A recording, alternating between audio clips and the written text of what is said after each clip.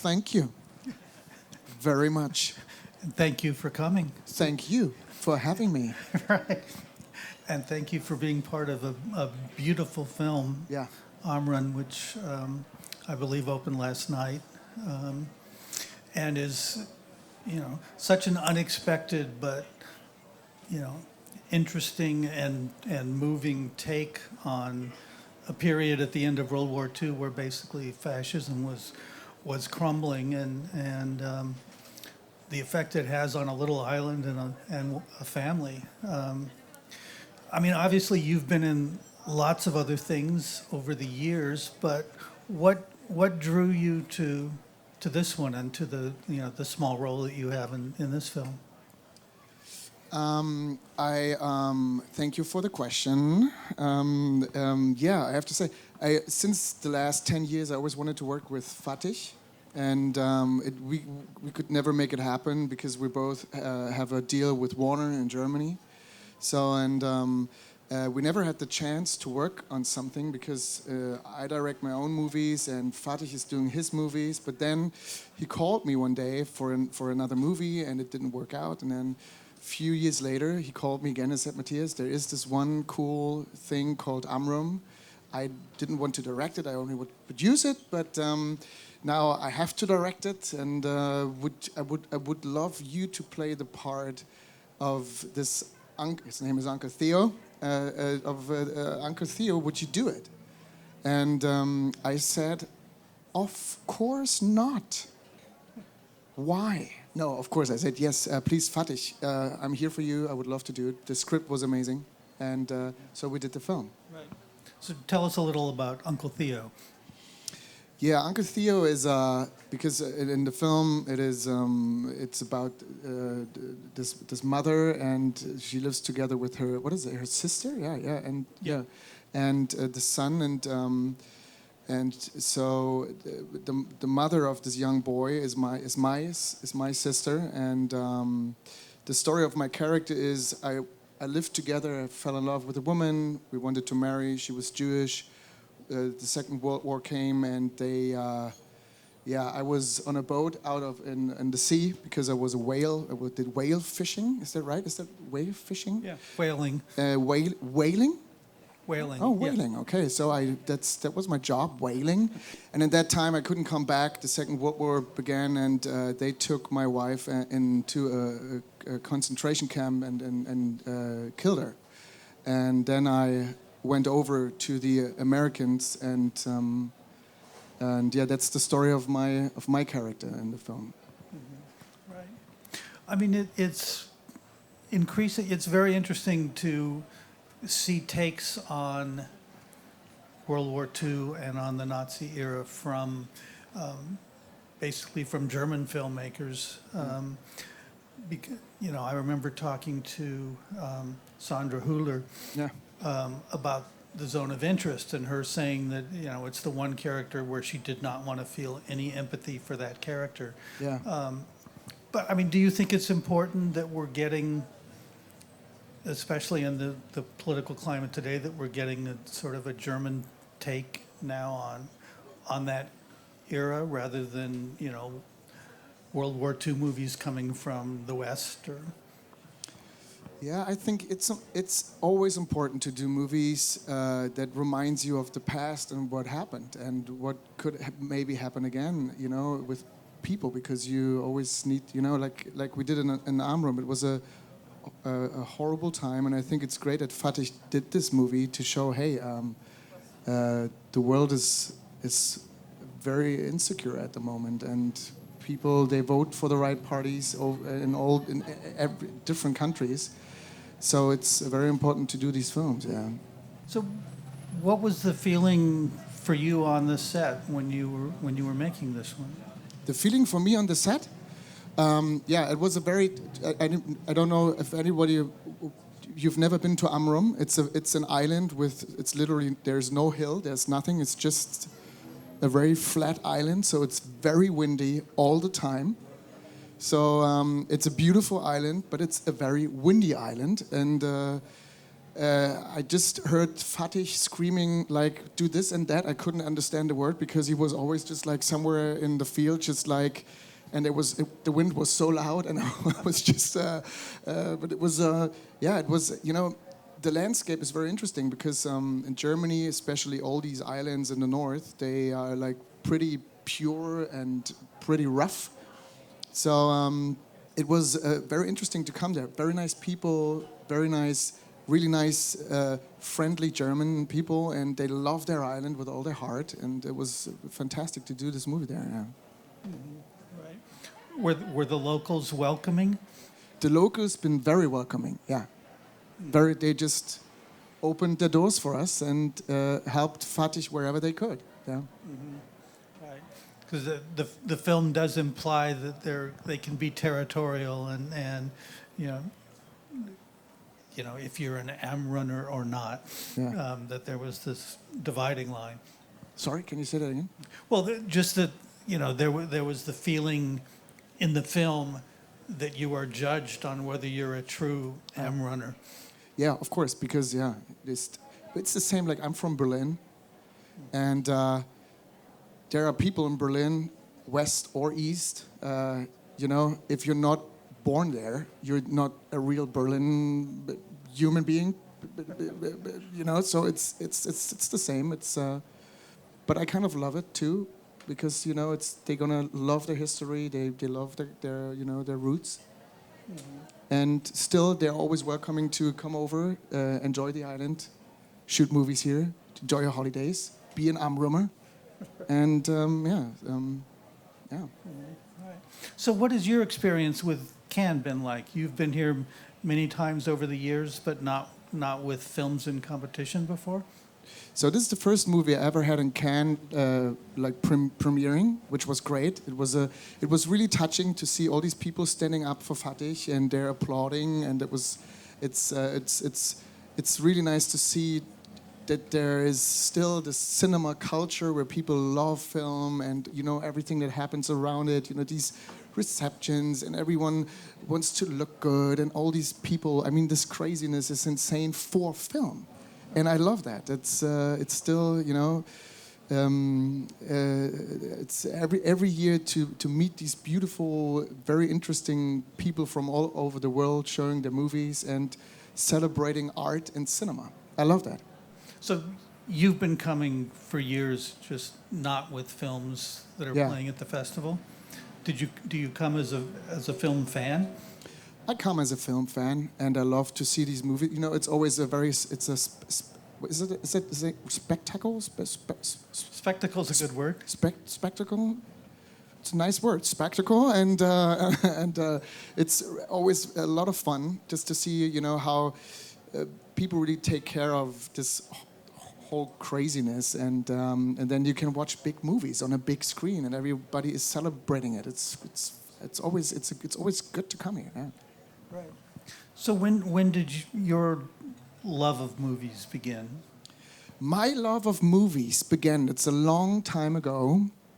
The wall came down. I was born in the east of Germany, and when the wall came down, and we had a chance. I was 9, 10, and the first movie I ever saw in theaters was E.T. And I thought, oh my God! In America, they have aliens. That's what's going on? And and especially the 90s for me, when I watched all these great movies, Scorsese,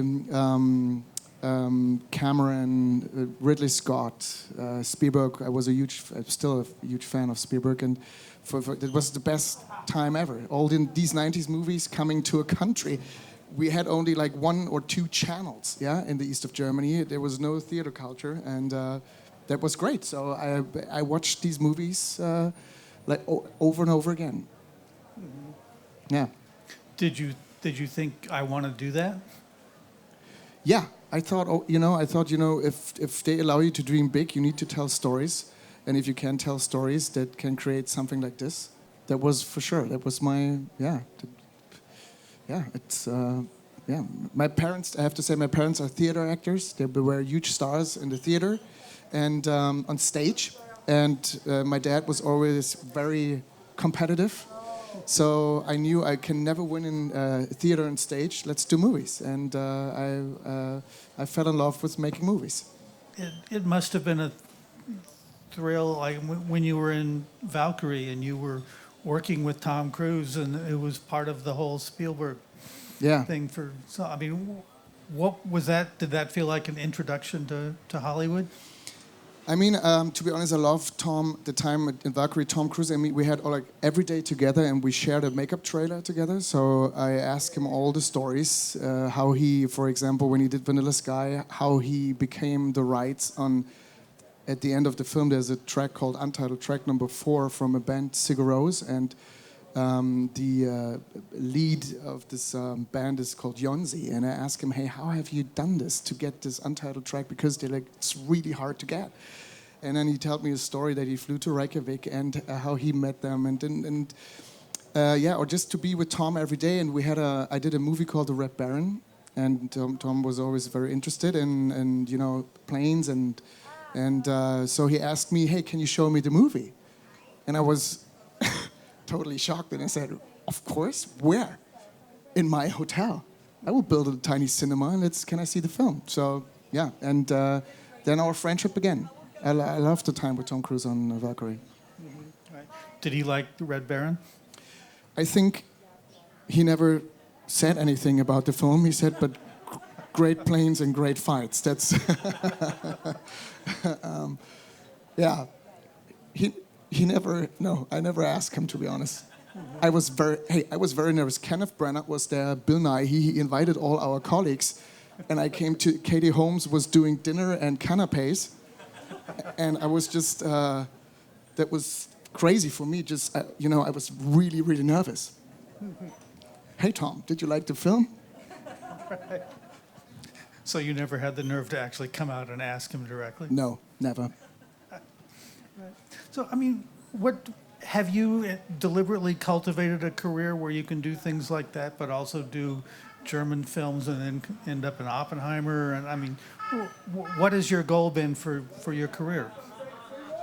I mean, I had the luck to direct. I started in America with the Zack Snyder film, Army of the Dead, and then I started to do my own spin-off for this franchise. And then when I met Chris Nolan, and we did Oppenheimer, and we did, all these. I had so much luck to meet all these fantastic directors, and it was a fantastic foundation to start in the States as a director and filmmaker. And but I love to work in both worlds, because me as a German, or having German roots, is I don't know if you know, because in Germany, when you want to do films and when you want to do big stories and genre movies, it's really hard to do that because all these films are dubbed.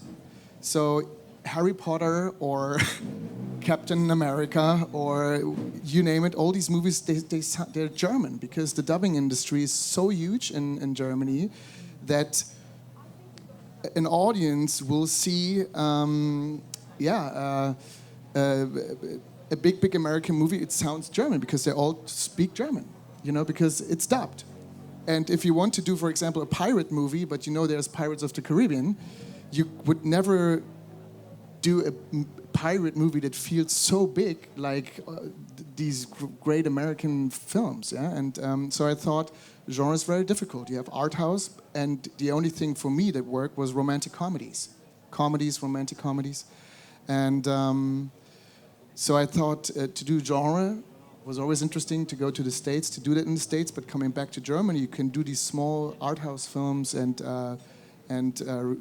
these small movies, and you can tell something about your roots, where you're coming from, and your history, because that's always really interesting. Yeah.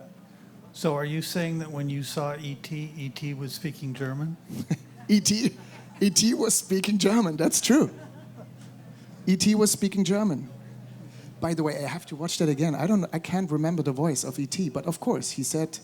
He said, phone home, I think was about as far as he got. But I mean, phone home was, in German, it was, nach Hause telefonieren. Nach Hause. And oh my God, that sounds crazy. Yeah. So how do how do you get to be able to direct like the Army of the Dead sequel? I mean, just after acting in the first one. When we did the spin-off for Army, and Zack Snyder called me and said, Matthias, I know you're a cool director. Would you love to do your own stuff in Europe and to direct a spin-off? Because my character in the film became very popular.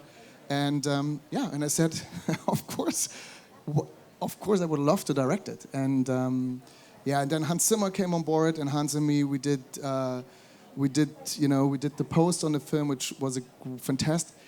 I have to say, I have screenshots of the Zoom calls because it was the pandemic, and it was Zack Snyder, Hans Zimmer, and me. I have a lot of pictures of that. That was pretty cool. Yeah. So and they offered me the job. I did it, and that was kind of my start in the States. Mm-hmm. Right. So, what other favorite pictures do you have from your career, or do you wish you had from your career? What do you mean with pictures? Like you said, you had pictures of the Zoom calls to remember that by, but do you have favorite pictures from different movies on the set, or? Oh yeah, that's a good Or me and Dave Bautista somewhere in New Jersey in fighting zombies. That's for example. I did a movie called The Swimmers. It was a fantastic film. We opened Toronto with it, and I have great pictures from that. And I don't. To be honest, I don't have that many pictures. I have a lot of pictures I remember in my head. But Hans Zimmer, Zack Snyder, and me, that was pretty cool. So what's coming up for you after Amrum? After I'd fly to Melbourne in 4 days. I'm shooting a movie with a director called Joma Collet-Serra, and it's just about two actors. It's Noah Jupe and me, which is interesting. And I just finished a show with Katie Cuoco here in Marseille in Sam Claflin, and I will direct my next movie at the end of the year. Well, going back to Amrum for a minute, I mean, do you feel like this is a movie that needs to be seen in this time? Does it feel timely to you? I think it's very important that people watch this film, because this story has this kind of small approach, but it's huge. You know, that a young boy tries to make his mother a honey bread,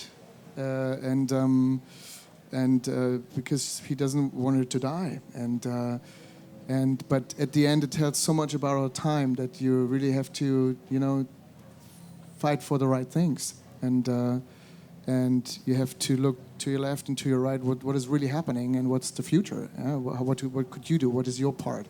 And and of course Fatih, that Fatih is doing a movie like this also is great. So people have to watch it. Amrum.